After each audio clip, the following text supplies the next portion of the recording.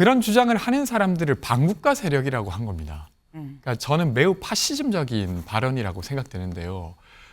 예를 들면 북한에 대해서 여러 정책 기조가 있습니다. 그리고 그것은 종합해서 쓰기도 하고 어떤 것을 택하기도 하는 것인데 어떤 정책 기조를 주장하면 네. 그것은 국가에서 없어져야 될 세력이라고 말한 겁니다. 대한민국이 그런 국가입니까? 무슨 전체주의 국가도 아니고. 저는 비정상의 정상화 과정이다 이렇게 봅니다. 네. 윤석열 대통령 같은 경우에는 국민 통합을 위해서 나아가고 있습니다. 하지만 이른바 비정상화된 것을 조금 더 정상화 트랙으로 가는 과정에서는 조금 더 강한 메시지는 필요하다라고 저는 생각을 하는데요. 저는 어떻게 어제 메시지를 들었냐 하면은 윤석열 대통령의 제2의 취임사다 이런 느낌이 받았습니다. 윤, 종전선언 노래 부르고 다닌 반국가 세력, 문재인 정부 맹폭입니다. 네. 이 앞서서는 재정 얘기는 재정건전성 이 전략회의, 국가재정전략회의에서 한 얘기인데 이 얘기는 어제 오전에 자유총연맹 기념 행사에 참석한 윤 대통령이 한 얘기입니다. 요 얘기 먼저 들어보고 얘기 이어가 보시죠. 왜곡된 역사의식, 무책임한 국가관을 가진 반국가 세력들은 핵 무장을 고도화하는 북한 공산 집단에 대하여 유엔 안보리 제재를 풀어달라고 읍소하고 유엔사를 해체하는 종전선언을 노래 부르고 다녔습니다. 네, 윤 대통령의 얘기 이런 겁니다. 허황된 가짜 평화를 주장을 했다. 북한 제재를 풀어달라고 읍소를 하고 국가 안보가 그래서 치명적으로 흔들렸다라고 얘기를 했습니다. 그러면서 허위 선동 가짜 뉴스 괴담을 퍼뜨린 거 아니냐라고까지도 얘기를 했는데 지금 이거는 매일경제의 기사입니다. 이 문재인 정부를 맹폭을 했다라는 매일경제의 기사인데 다음 기사를 좀 같이 볼까요?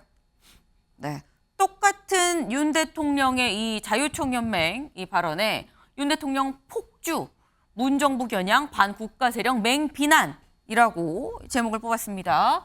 그리고 도 넘은 발언이다. 자유총연맹 행사에서 도 넘은 발언이라고 얘기를 하면서 민주당의 반발도 좀 같이 실었죠. 극우적 인식 유감이다라고 얘기를 실었습니다. 지금 매일경제와 한겨레 약간 좀 시각이 다르죠. 그래서 저희가 일부러 같이 좀 보여드렸는데 일단 권지웅 의원님, 문재인 정부 때 국가 정체성이 뭔가 바로 서지 않았다라고 윤 대통령은 생각을 하고 있는 것으로 보입니다. 일단 전 나눠서 봐야 될 것 같은데 네. 종전선언은 평화협정으로 가는 그 사전 단계라고 볼 수 있습니다. 그리고 전쟁을 원하는 국민은 저는 없는 걸로 알고 있어요. 네. 근데 이제 종전선언을 주장했다는 것을 비판한 겁니다. 그렇지 않습니까? 종전선언을 만들려고 했던 정부의 노력이나 네. 아니면 그걸 노력했던 사람들을 비판한 것인데 그것이 과연 국민들에게 설득력이 있는가? 그럼 윤석열 대통령이 전쟁을 계속 하자는 건가? 전쟁 상태를 계속 유지하자는 건가? 근데 그것 자체가 저는 일단 설득력이 떨어진다고 생각하고요. 두 번째는 그런 주장을 하는 사람들을 반국가 세력이라고 한 겁니다. 그러니까 저는 매우 파시즘적인 발언이라고 생각되는데요. 예를 들면 북한에 대해서 여러 정책 기조가 있습니다. 그리고 그것은 종합해서 쓰기도 하고 어떤 것을 택하기도 하는 것인데 어떤 정책 기조를 주장하면 네. 그것은 국가에서 없어져야 될 세력이라고 말한 겁니다. 대한민국이 그런 국가입니까? 무슨 전체주의 국가도 아니고 예를 들면 북한에 대한 어떤 전략을 주장했다는 이유로 반국가 세력으로 몰려야 될 이유는 저는 없다고 생각합니다. 그래서 이번 발언은 매우 부적절했다고 생각하고 네. 그리고 앞서 이야기 나눴던 그 단체들 지원하는 문제를 거론하셨는데 네. 자유총연맹과 새마을운동 그리고 바르게 살기 위원회가 대표적으로 관변단체로 돈을 많이 받아가는 곳이에요. 여기에 대한 어떤 입장도 이야기하셔야 되지 않을까 이런 생각까지도 좀 듭니다. 네. 김용태 최고님. 그러니까 어제 대통령 말씀이 있었던 저 행사 장소가 이제 자유총연맹이라는 창립 행사 장소였고 네. 또 평소에 대통령께서 이제 자유민주주의자를 굉장히 강조하셨고 전 정권에서 그 자유민주주의에서 자유를 빼려고 했었던 시도들이 있었잖아요. 네. 그러한 것들을 비추어 봤을 때 이제 대통령의 말씀에 대한 취지는 많은 분들이 이해는 하실 거라고 생각됩니다만 근데 말씀하셨던 것처럼 좀 과한 부분은 있었던 것 같습니다. 아무래도 대통령께서는 국민을 통합해야 되는 책무를 갖고 계신 분이고 그런 과정에서 글쎄요 저는 어제 대통령의 말씀을 좀 듣다 보니까 앞으로의 야당과의 협치는 없을 것 같다라는 좀 생각이 들어서 그런 부분 좀 안타까웠어요. 그러니까 문재인 정권을 겨냥했다라고 사실상 겨냥했다라고 보는데 그 종전선언을 지지했던 세력 여기 패널 분 중에 2분 다 문재인 정권을 지지하셨을 텐데 네. 그럼 이 2분도 반국가 세력이 되는 거 아니겠습니까? 그러니까 최고 지도자께서 그러니까 이렇게 규정을 해버리시면 앞으로 야당과 이렇게 대화하는 데 있어서 굉장히 어려울 것 같고요. 그러한 부분에 있어서 대통령께서 말씀을 하실 때는 조금 더 이제 국민 통합적인 관점에서 말씀하실 필요가 있다라는 점을 좀 드리고 싶습니다. 네. 지금 김용태 최고의 말 중에 근데 그렇다고 한다면 지금의 민주당과의 협치는 좀 요원한 거 아니겠느냐라는 말씀을 하셨는데 최 변호사님. 저는 비정상의 정상화 과정이다 이렇게 봅니다. 네. 윤석열 대통령 같은 경우에는 국민 통합을 위해서 나아가고 있습니다. 하지만 이른바 비정상화된 것을 조금 더 정상화 트랙으로 가는 과정에서는 조금 더 강한 메시지는 필요하다라고 저는 생각을 하는데요. 저는 어떻게 그 어제 메시지를 들었냐 하면은 윤석열 대통령의 제2의 취임사다 이런 느낌이 받았습니다.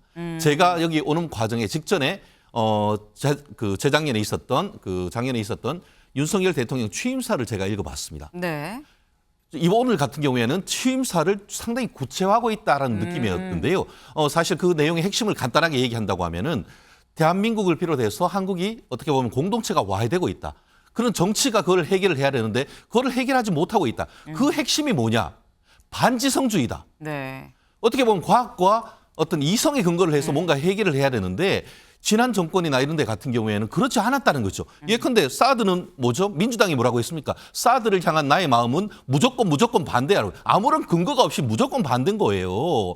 그렇기 때문에 이번 같은 경우에도 지금 뭐 종전선언 좋습니다. 네. 종전선언이 평화협정을 하기에는 문인 것도 맞습니다. 하지만 그거는 명분인 거예요. 그렇지만 실리적인 부분을 봤을 때에 우리 대한민국에는 아무런 사실상 큰 이익이 없고 북한 같은 경우에는 어떻게 보면은 어떤 전쟁이 생겼을 때에 유엔이라든가 북한이 미군이 개입할 수 있는 어떤 법적 근거를 없애버리는 그런 실리적인 문제가 있단 말이에요. 그러한 점에 대해서 우리가 균형감을 가지고 볼 필요가 있다는 그 시각에서 본다고 하면 너무나 정상적인 답변이다. 저는 그렇게 봅니다. 네. 지금 제2의 취임사로 나는 들렸다라고 말씀을 하셨는데 사실 어제 나온 이 윤 대통령의 얘기들, 발언들이 굉장히 사실 묵직묵직합니다. 또 그래서 저희가 지금 같이 다루는 것도 있는데